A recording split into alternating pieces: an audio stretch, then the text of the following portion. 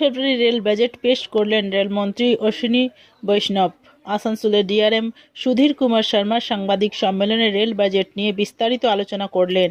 তিনি জানান, 2026 ও 27 আর্থিক বছরে 2,78,000 কোটি টাকা বিনিয়োগ করবে রেল দপ্তর, যার মধ্যে শুধু পশ্চিমবাংলা নয়, 14,205 কোটি টাকা বিনিয়োগ হবে। বেনারস, পাটনা, শিলিগুড়ি পর্যন্ত ফ্রেট করিডর তৈরি করা হবে, সেটা আগামী দিনে গুয়াহাটি পর্যন্ত বিস্তৃত করা হবে এবং ভবিষ্যতে এই ফ্রেট করিডর দিয়ে বুলেট ট্রেন চলাচলের পরিকল্পনা রয়েছে। পণ্য পরিবহনের গতি আনতে ডানকুনি থেকে সুরাট পর্যন্ত অন্য আরেকটা করিডর তৈরি করা হবে। তার ফলে পশ্চিমবাংলার সাথে উড়িষ্যা, ছত্তিশগড়, মধ্যপ্রদেশ, মহারাষ্ট্র, গুজরাটের মধ্যে দ্রুত পণ্য পরিবহন করা যাবে এবং এর ফলে এতগুলো রাজ্যের মধ্যে সংযোগ রাখা যাবে। গত আর্থিক বছরে শুধু পশ্চিমবাংলার 1 ডজন যাত্রীবাহী ট্রেনের সূচনা করা হয়েছে।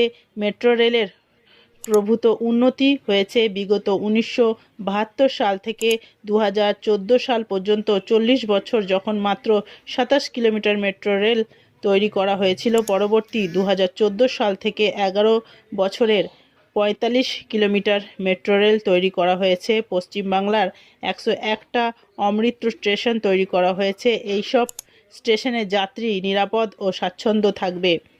নিরাপত্তা এবং সিগন্যালের জন্য অর্থ বিনিয়োগ করা হয়েছে।